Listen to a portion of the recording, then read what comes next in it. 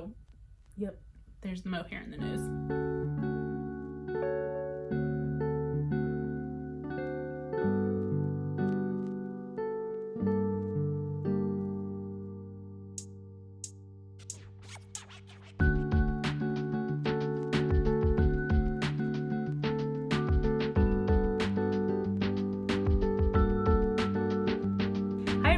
Welcome to Felicity Yarn Studio. I am Zoe. I am back with a podcast episode.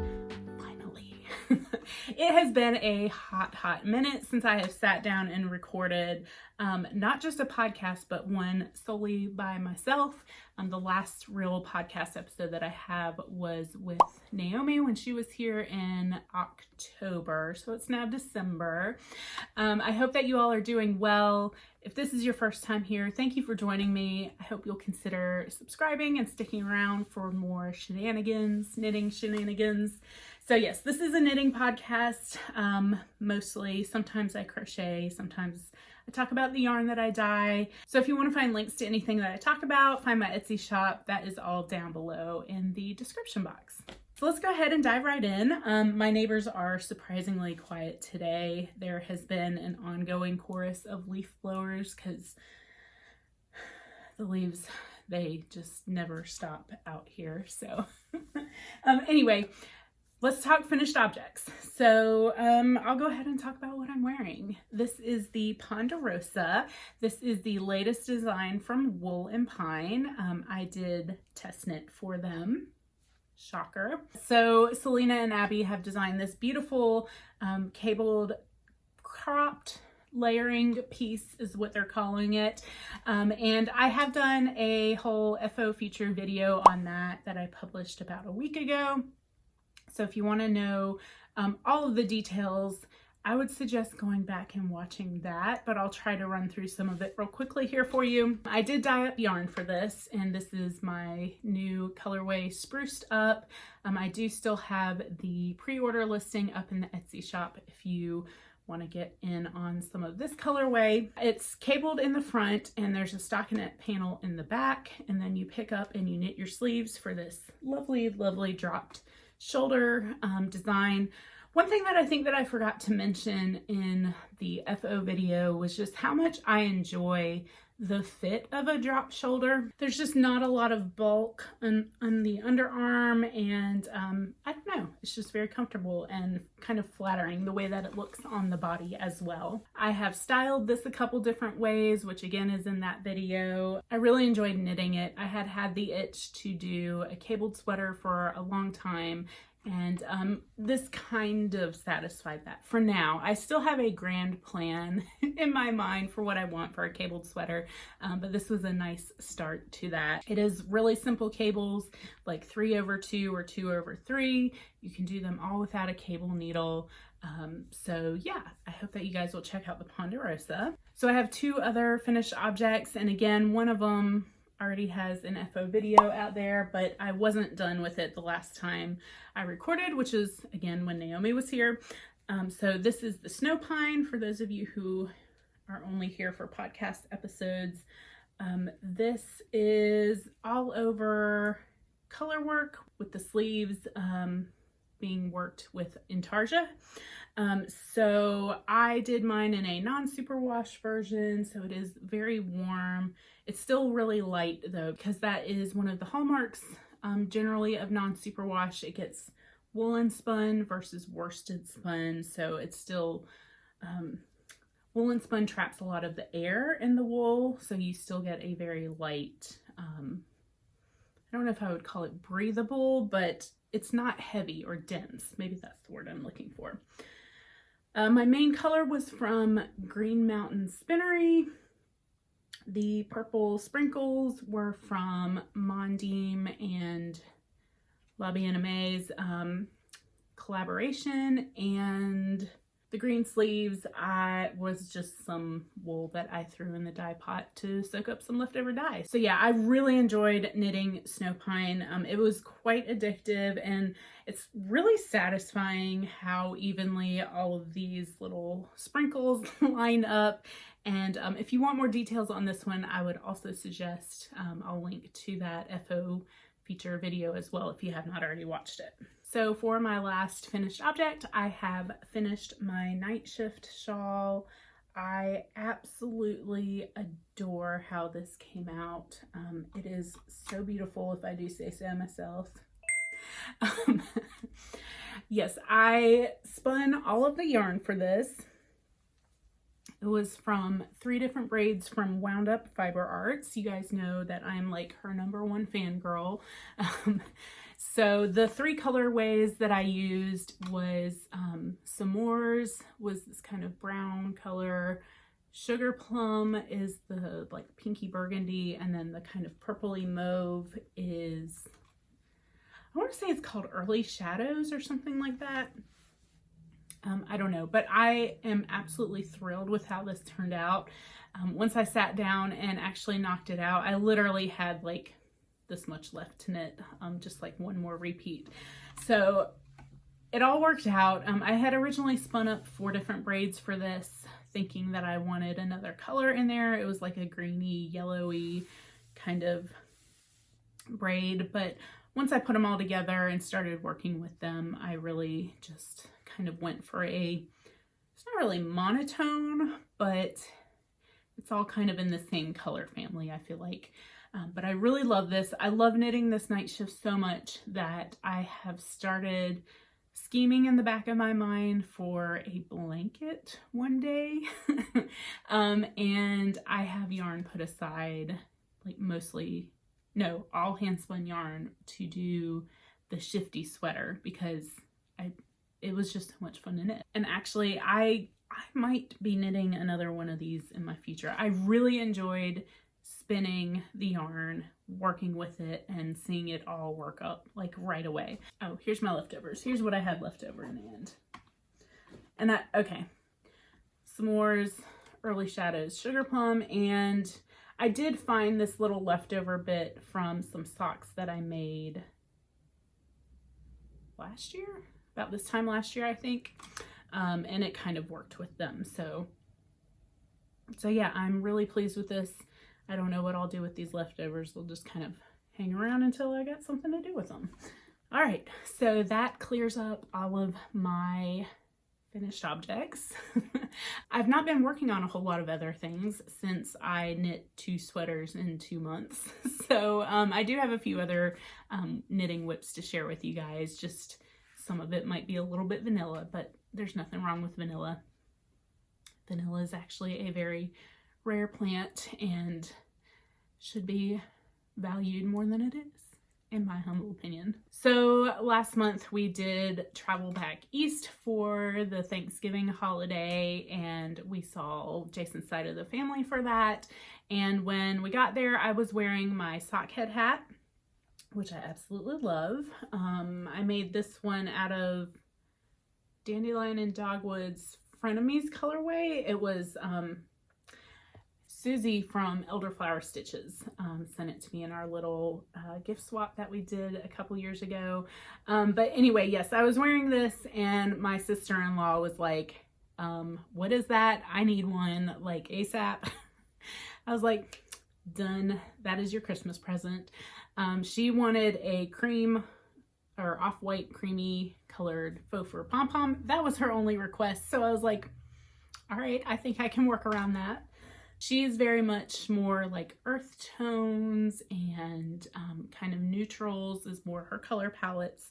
So I've been wanting to also knit up more samples out of some of the yarn that I dye. I decided to whip up a Sockhead hat for her in one of my colorways, which is Highland Heather. So currently I only have these as sock sets in the shop. I think I am going to dye some up in the New Year's, just like single skeins if somebody wants more than one or doesn't want a sock set. So it is a lovely combination of kind of beiges and greens and burgundies and kind of rich wine colors. So I think this will look really good on my sister-in-law. She has kind of more of like a redhead complexion, like auburn redhead complexion. And yeah, a cream pom-pom on top I think will look super, super cute. So I think I'm only like an inch or so away from starting the crown decreases, so this hat is very close to getting done. I kind of want to knit all kinds of sockhead hats. I just really enjoyed how quickly this worked up. There's something about the gauge that it's knit at. It's nice and tight, so for a fingering weight. So yeah, I think it's gonna be really super cute. And this will be her Christmas present. So this is like, I'll probably get this done tonight if I sit down and knit on it. So that's one of the things I've been knitting on. So a few months ago, right before I started Snowpine, so probably around like late September, early October, I sat down and I pulled out all of the whips that I considered actually in progress, not the hibernating ones, because there's a couple of those lingering as well. But I tallied them all up and I had like 9 or 10 whips.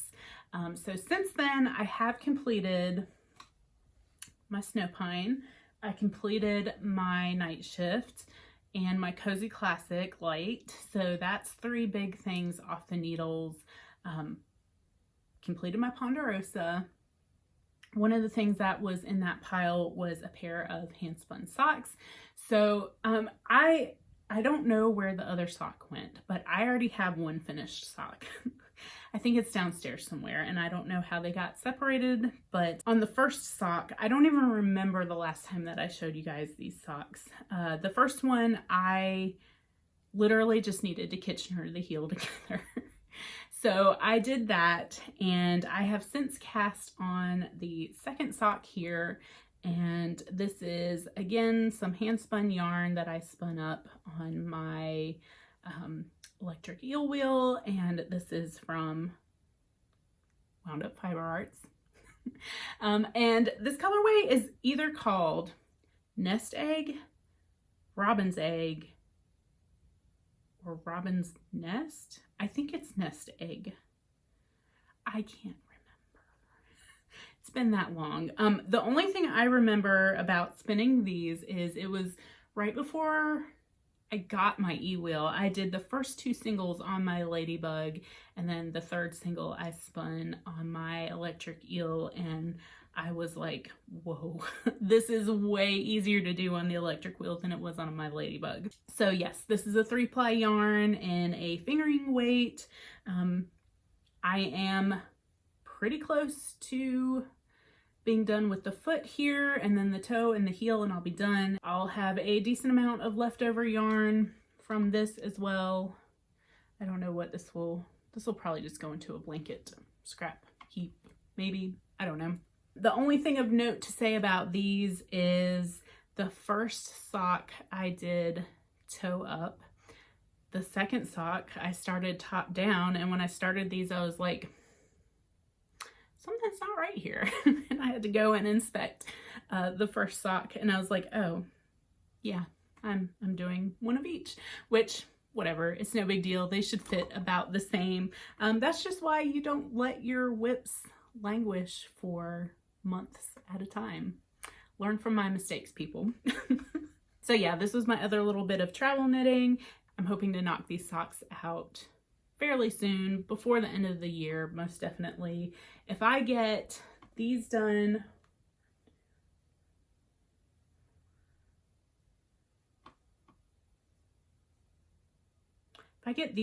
that will be at least 4, and then Ponderosa would make 5 things that I get done before the end of the year, not including the other things that I'm, working on, like the Sockhead hat and the next project that I'm about to pull out. I'm about to pull out my broadleaf for my niece, and that was also in my list of whips. So if I knock out like 5 or 6 whips before the end of the year, I think I'm sitting in a pretty good spot. All right, broadleaf. So when Naomi was here, I think I said I wanted to do one more panel up at the top on this first panel. So I did do that, and I have since started the second panel here. Make sure I'm not losing anything, because this is Brioche, and picking up Brioche is a whole nother ball game, y'all. So yes, I've started the second panel.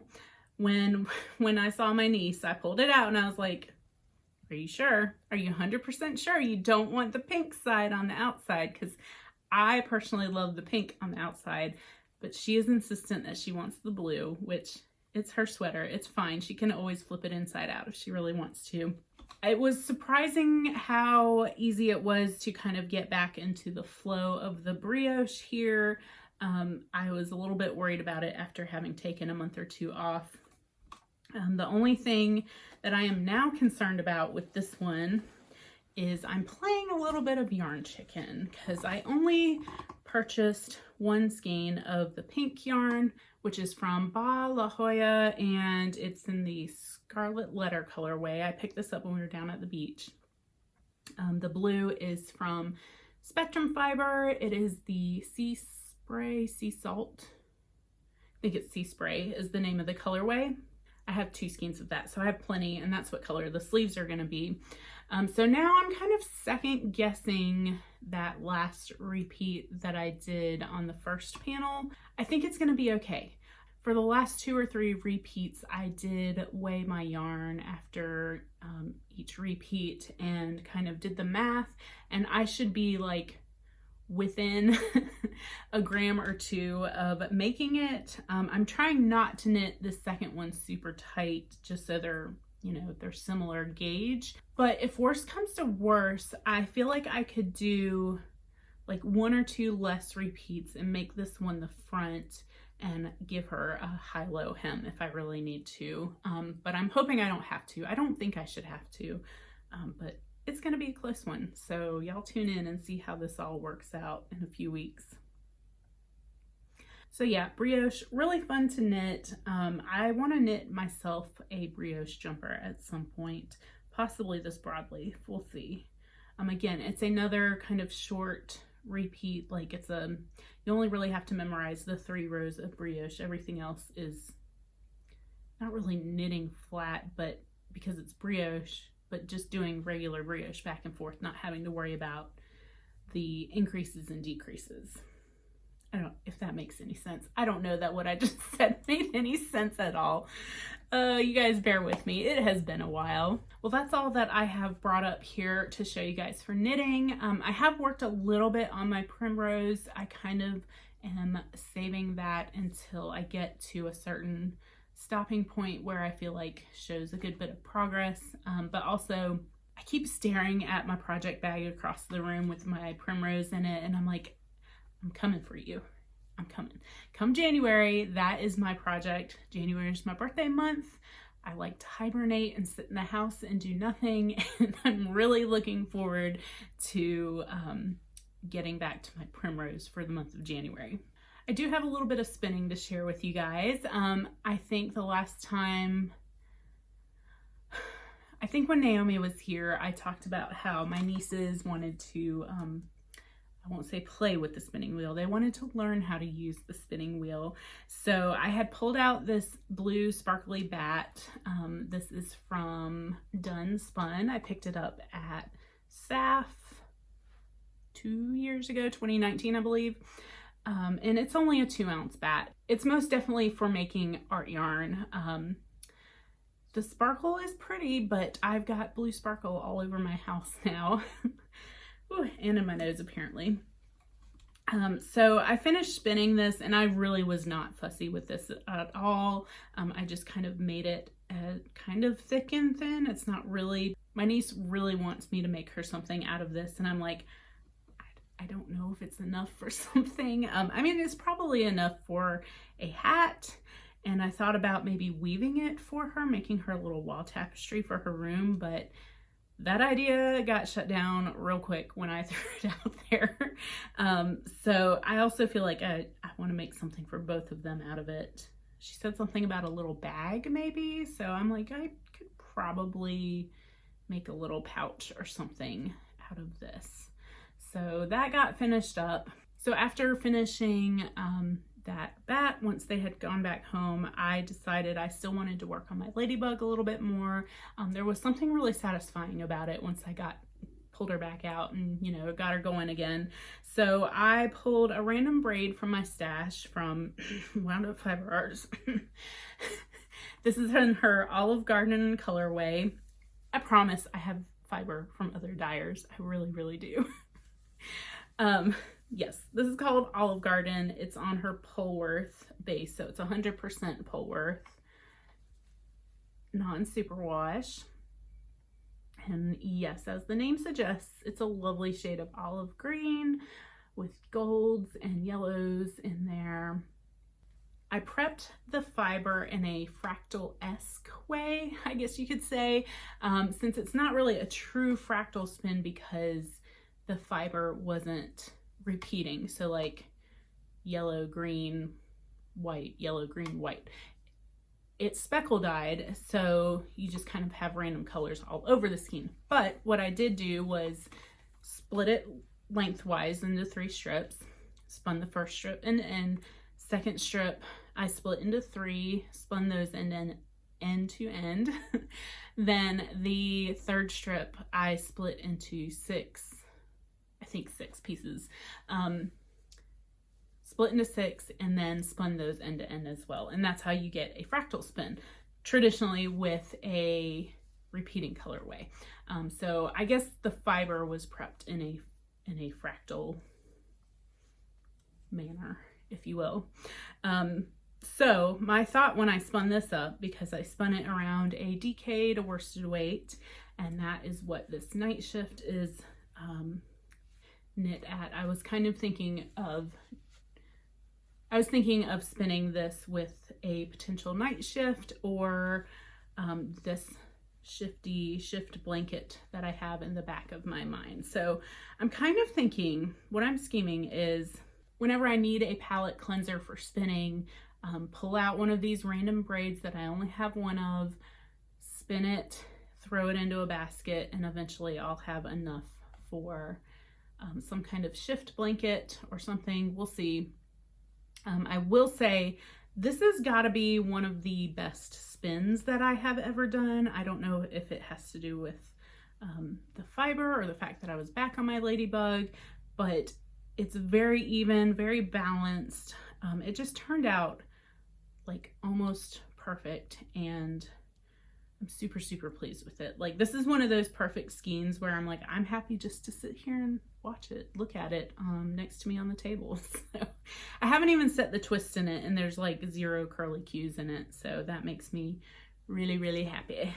All right, the last little bit of spinning that I have to share with you guys. It's more than a little bit, I guess. I finally got around to spinning my single that I plan to use in my Laurel jumper. So Naomi and I have been chatting with Gemma of the Gemma B Makes podcast, and the 3 of us are spinning and then going to knit a Laurel jumper. So we are talking about doing a Laurel along.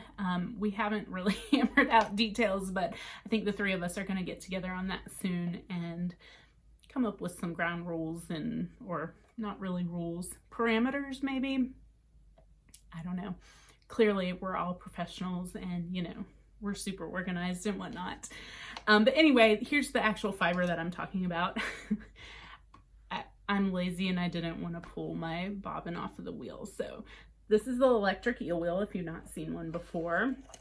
It is so tiny. You just plug it in and it spins. But yes, it's probably getting blown out. This is fiber from Loop, and it is one of her gradient bumps, I think they're called. This colorway is called So Subtle, and you can see why, because it is a very gentle gradient shift from grays to creams and kind of ecru's back to whites. And it just kind of shifts back and forth from those colors. So the Laurel is kind of all over color work, and she used Spin Cycle. It's a pattern by a long epic Anna Gervaux, I believe is her name. And again, it's all over color work that she used Spin Cycle yarn for, which is fractally spun, so you get those gradual color changes, right? My thought with this is I'm going to Navajo ply or chain ply this which will give me a 3-ply yarn, and I need it somewhere between a sport and a fingering weight. I know the Spin Cycle is technically a sport weight yarn, but she used it with a fingering weight. I originally had some kind of like dark charcoal gray, practically black yarn pulled aside to pair with this for the main body color. I'm kind of second guessing that now. I don't know. It's going to be very high contrast, which is not necessarily something I have a problem with. This feels very warm tones, even though they're neutrals. And I don't know if I want it paired with the kind of cool toned black blackish charcoal gray that I have. So I'm just going to apply this up and see where it takes me.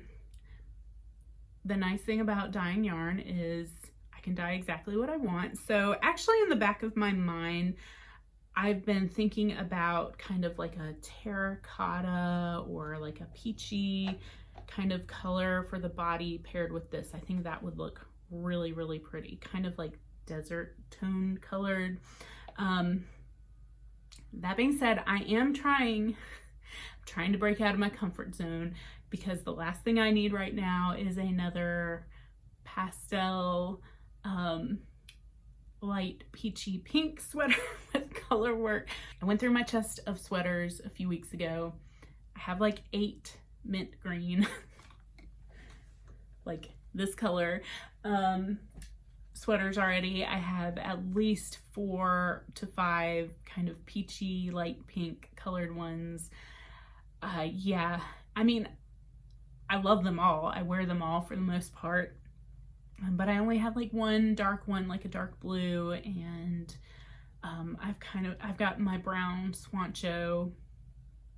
So this was also kind of a push, my Ponderosa, to get myself outside of that comfort zone. So I kind of think, okay, yeah, I'm kind of thinking like, I don't know if I'm pointing the right, yeah, right there, kind of in the middle, that kind of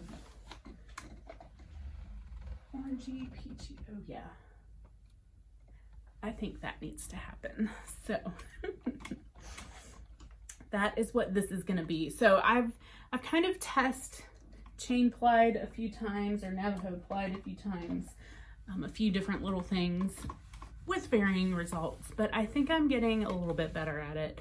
I might pull a little random sample of fiber and kind of do another test run before I commit myself to that. So the fiber from Loop, this is what I have left to spin up of it. I really should have just knocked this out before I sat down to record. But this is a total of 5 ounces. So fingers crossed that I get the yardage that I need as well out of it. I mean, if nothing else, I can always just kind of fudge it with a little extra white or cream, because I am sure that I have some of that lying around as well. And if I remember correctly, that is 100% merino fiber. I guess the last thing that I wanted to talk about, maybe I should have talked about it when I was talking about whips, is I do have one more Christmas knit that I'm going to try to knock out before Christmas. And this is a little bit ambitious of me. My other niece fell in love with one of my mohair sweaters when she was here. So originally I was going to make her a mini sea glass tee, but I have since changed my mind since she fell in love with the mohair, and I was like, you deserve a mohair sweater. I want to knit for my other niece. I want to make her a Trescow. So since they're sisters, and you know, you can't do one without giving for the other, if I don't finish Broadleaf in time, or if I don't finish this Trescow in time, I'll just hold them both until I'm done and mail them at the same time. That's fine. It's no big deal. So for the Trescow, I went through my mohair. I didn't really have anything that I loved. I went through my yarn stash, and I was kind of like, Lily's small enough where I can get away with busting out 2 skeins from my stash. So I have this black elephant yarn that I purchased at Black Mountain. years ago. And it's really pretty. It's this light gray with light pastel-y, neon-y speckles and splotches of color there. I've held on to this for years. I never knew what to do with it. I only had 2 skeins. I thought about destashing it about 20 times and I never did it. So I decided I have some of one of my colorways called Glow Bug dyed up on mohair. They're not in the shop yet, but I will be adding them as well. So I'm hoping this combination will work for a trust cow for her. I'm a little concerned about one dulling out the other. I thought about doing Glow Bug on the sock yarn with the mohair, but then I was like, that might be a bit much. Not everyone is like me and wants to wear neon pastels everywhere. So yeah, I need to cake this up and get it swatched, but she's a tiny little thing. I can probably get away with like the smallest size for her. So yep, there's the mohair in the nose. I think once I sit down, I could knock this out relatively quickly, get the broadleaf done, get the Sockhead hat done, and that is all that I'm knitting for Christmas this year. I do still have these sock tubes that Cher of Lathe and Loom podcast cranked out for me earlier this year, and if I get those 3 things done and I still have time, I might make some socks for people out of those sock tubes. I might still do it anyway. I don't know.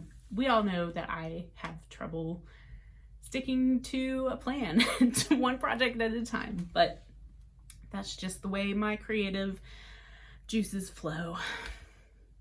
That sounded all kinds of wrong. Friends, if you're still here, I'm just going to throw it out there that I have a lot of Christmas yarn still in the shop, sock sets. Where's this other one here? These 3 colorways. I have crystals and gemstones mini sets in there again. I have this one-of-a-kind kind of holiday colorway up called Ice Queen. It's on the last of the sparkle base that I had in stock. I'm not huge on sparkle. Let me know if you guys like knitting sparkle down below. It's just not something that I normally carry in my shop because I'm not big on it, but I don't know. I can't always dye what I want. So let me know in the comments down below if you're a sparkle knitter or not.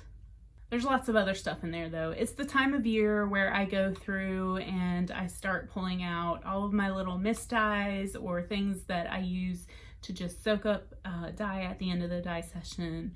And I just start listing a whole lot of random stuff in the shop. So everything is also marked down through the end of the year. Don't know exactly what date this video is going to be published, but I have set December 15th as the last day to guarantee packages arrive by Christmas. I am doing my best. I'm turning around and shipping things within 1 day. So yeah, I think that just about does it. I have nothing else to ramble on. If you guys enjoyed the video, I hope that you'll give it a thumbs up. Subscribe if you're not already subscribed. You know, the lovely YouTube algorithm. We gotta keep it happy. So anyway, I will hopefully be back again soon. I will talk to Naomi and Gemma about the Laurel along if you guys are interested in that. Let me know down below too if you are interested in doing a knit along. Where would you like to see that hosted? Like on Ravelry, on Instagram, Google Hangouts? Just let us know so we can plan accordingly. So I hope that you all have a wonderful holiday season, a Merry Christmas, a Happy New Year, and all of that if I don't get back to you by the end of the year. And I will see you again soon. Bye.